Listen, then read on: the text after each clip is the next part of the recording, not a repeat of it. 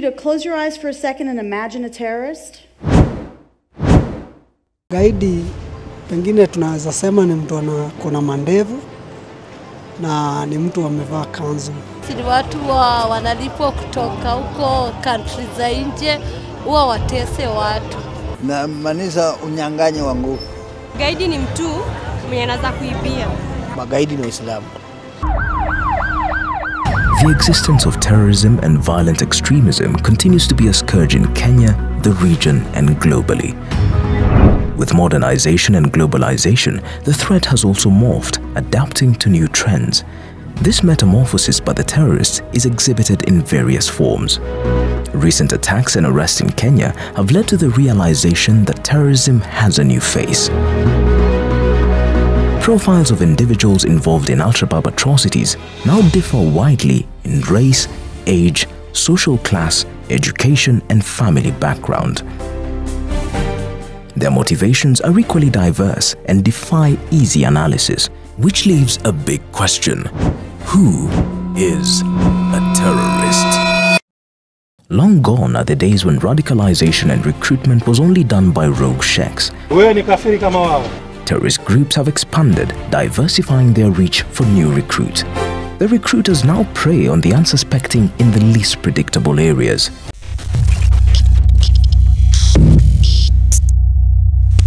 Majority of the recruitments are actually happening from universities, because this is where you have students who have lots of time in their hands, they have access to the internet, they have access to resources, and they definitely have a need to make some money on the side.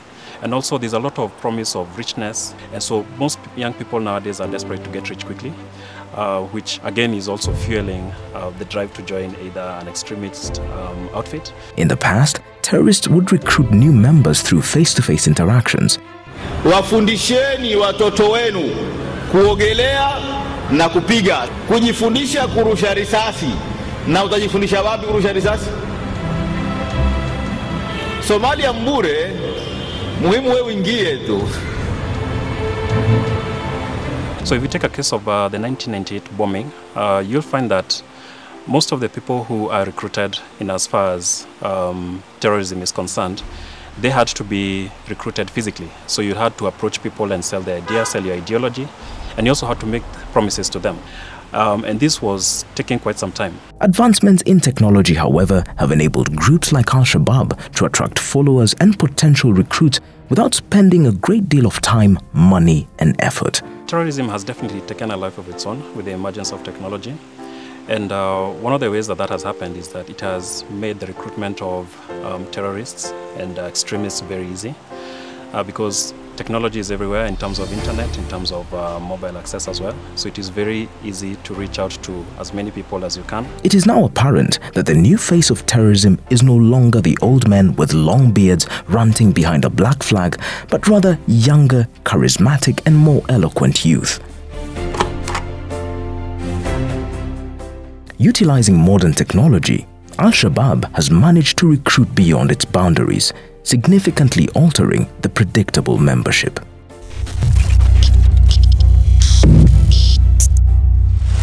In many ways, the face of terrorism has changed.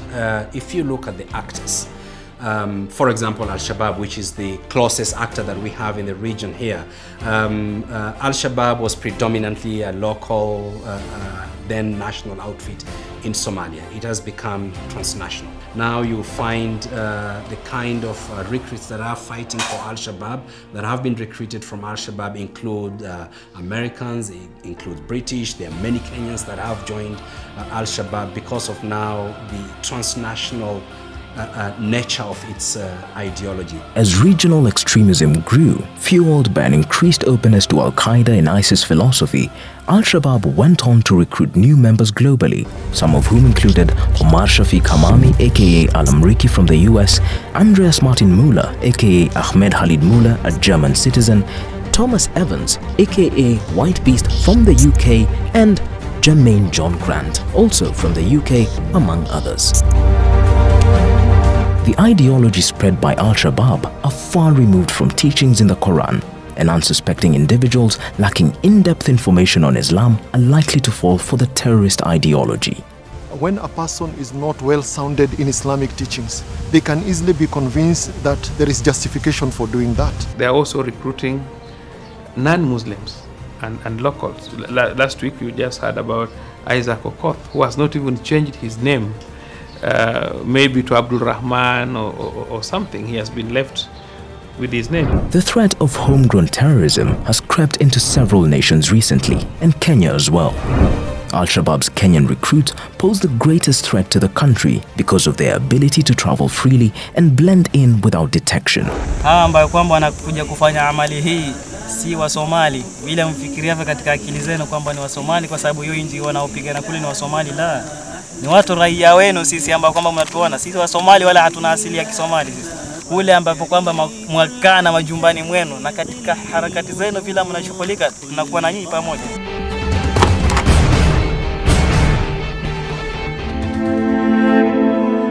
Several Kenyans have unfortunately been used by terrorists to carry out attacks on their own people. Abdurrahman happens to have gone through an Islamic school, integrated high school. When he was at the university, he was just an ordinary person, not that person you would say that was so religious. And actually, you'd say he was not a very practicing Muslim. But all of a sudden, he appears somewhere now as a person who is fighting and killing for religion. That shows now the new trend. It was not expected. The growing role of women as active fighters also presents a new challenge. People think that this terrorist group are very foolish, but they are very smart. They always capitalize on certain issues. So here what they're capitalizing on is the gender issue, because people have neglected. They always, the image we have is Al-Shabaab are boys, they're not girls. And so I always say that the beauty of recruiting a girl is that you don't recruit one girl. You can recruit 2, 3, 4, 5 girls, and it's very easy to recruit a girl because you can appeal to a certain thing, maybe the emotion. In September of 2016, 3 women heavily armed with grenades and assault knives were killed in Mombasa after attacking a police station. Hao wanawake wawili, mmoja yuko ndani, wawili ndo wakatoka hapa.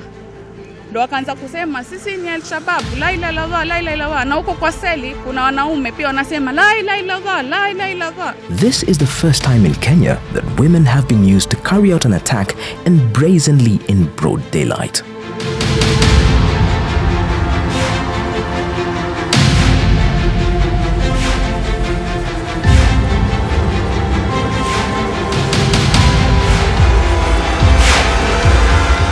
This is an indicator that extremists in Africa are now including women as active fighters. But majorly, if you look at it keenly, you find that the girls they are recruiting as couriers who can get away with their buyus, carrying a gun, carrying a hand grenade or a bomb. The other bit is that we increasingly are seeing women being recruited to join Al-Shabaab, not just as wives or helpers, but also as fighters. We've seen ISIS doing so. It is recruiting and mobilizing female suicide bombers.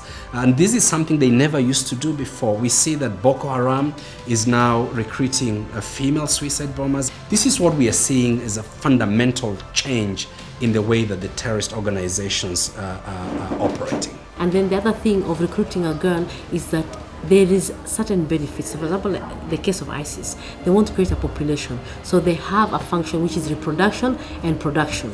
So when they go there, they actually get married and reproduce. And also they also serve as a recruiter. Because when she goes there, she can send message back and say, oh, we live wonderfully here, things are okay. And then you join the others. Some women, however, have been fortunate to escape the terrorist hands, but now live with the stigma of coming back home sexually abused, and worse, some having contracted sexually transmitted diseases. Mimi nilikuwa nimejitunza. Na yana watu kuja kunirepi hivyo. Sikuwa najua kitu naweza fanya. Kukuwa na HIV.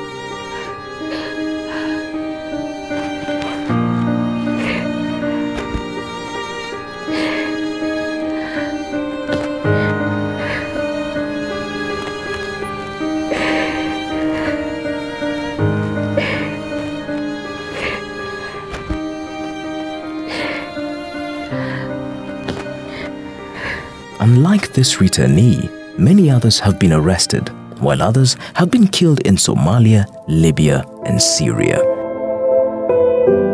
Not only are Al-Shabaab exploiting women, but they are also preying on innocent children as young as 6 years. It is recruiting children as young as 6 years old to actually not send them, but to force them to become suicide bombers. In certain parts, for instance, of Nigeria and even in Somalia, we've also seen the increasing use of children. And part of the reason why they're changing strategically is because they believe these people cannot be suspected, to be able to conduct terrorist acts. But the truth is, they're just as lethal. A child can be used to gun plant an IED on the road, and you will not be able to suspect a child. So it's something of concern, and the intelligence department especially does a lot when it comes to management of recruitment of girls, children, and women. With a new crop of membership and the advances in technology, the terrorists have now been able to change their tactics, employing new modus operandi.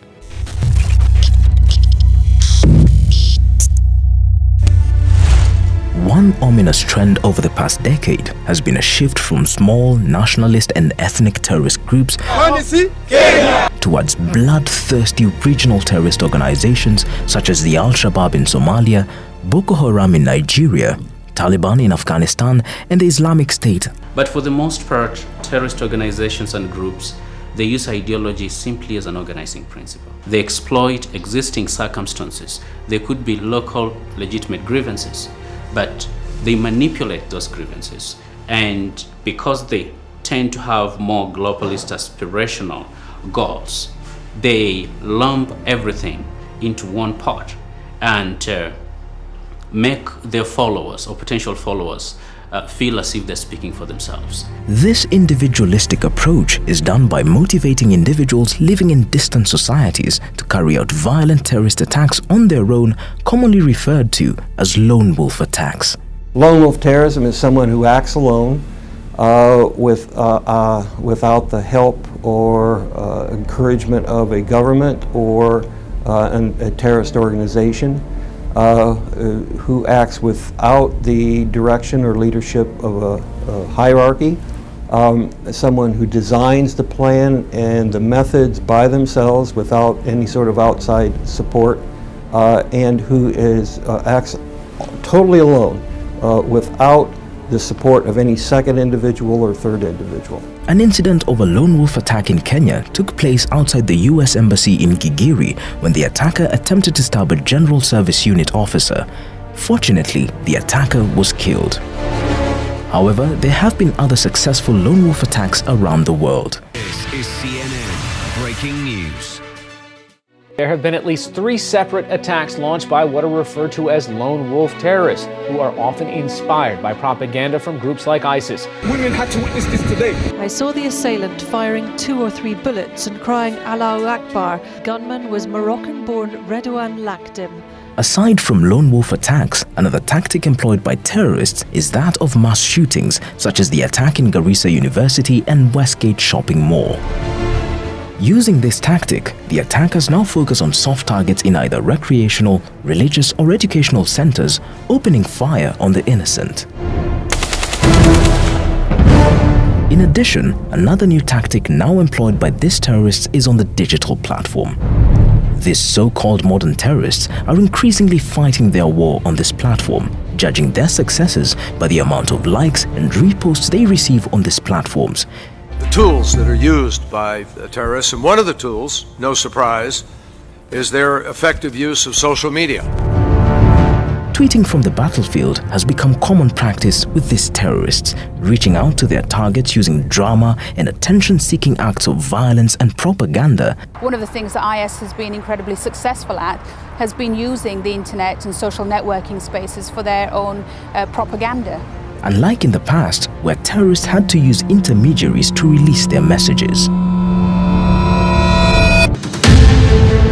Another trend now commonly used by terrorists, especially Al-Shabaab, is the use of vehicle-borne improvised explosive devices, commonly known as VBIEDs.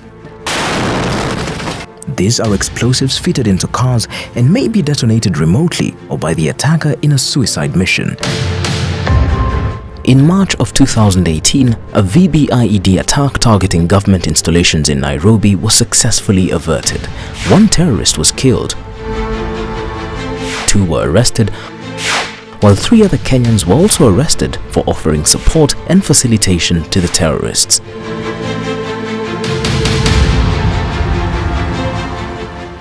Despite the new trends exhibited by the terrorist groups, it is imperative to note that there is no choice but to deal with all forms of terrorism.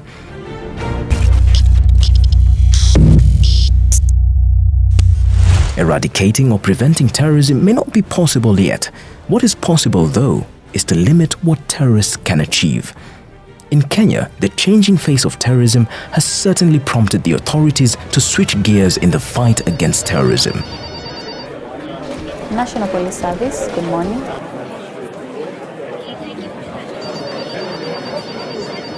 Okay, at Eastleigh Phase 3. So many have been averted because the information is true and real in most cases, and the officers go there and take action. In addition to improving security agencies' capabilities, other counter-terrorism efforts that are proving to be reliable and consistent means to stop terrorist plots include regional and international partnerships, especially in sharing information as well as training. But we do also have threats on our borders. These similarities bring us together. We are in contact with security agencies all over the world. We work as a team. We train together. Therefore, communication flow, technological exchange of advancements is something that we do internationally. The concept of multi-agency cooperation among the different Kenyan security agencies also applies in fighting terrorism. The security agencies are highly protected in terms of information flow. And therefore, it means that if as agencies you work differently, then the speed of flow of information is a bit slow. And there would be bureaucracies of, let's say, a police officer getting information from the military or getting information from NIS. The channel of passing this information is so long. But when you work as an interagency, then what happens is that one department has a role to play, process it immediately and pass it over to the other agency for purposes of action. Efforts to secure Kenya are not only at a strategic level. Kenyans are awakened to the fact that security begins with them. The inception of Nyumbakumi came across and we embraced it. So we joined and held meetings together with the residents and we discussed how we can secure our place, because security starts with you and me. Tenant akiingia kwanza naitishanga yeye kitambulisho. Ujue ni nani, umetoka wapi. Kutoka hapo nachukua namba ya simu, tuna record somewhere. Hiyo kitu imetusaidia sana sababu tunajua tunaelewana. Tunajua kila mtu pahali yako anafanyia kazi. Sasa mgeni akikuja tunatambua yeye mzuri. This mindset has led to many citizen-led initiatives and campaigns to complement the government's operations in fighting terrorism. The experience that Kenya, like the rest of the world, has had with terrorism has necessitated some changes to better ensure the security of its citizenry. Some of these changes include the realignment and deployment of security agents in areas perceived to be hostile, the reinforcement of security in all police stations, learning and religious institutions, the enhancement of security operations and awareness seminars, and in addition, the government also continues to improve efficiency, capacity and professionalism of the National Police Service. The terrorist groups are now decentralized and can spread their tentacles anywhere and everywhere. That kid in the neighborhood, your classmate, your workmate, your sibling, your parent or your child. With the changing face of terrorism, the enemy could be anyone. Epuka Ugaidi.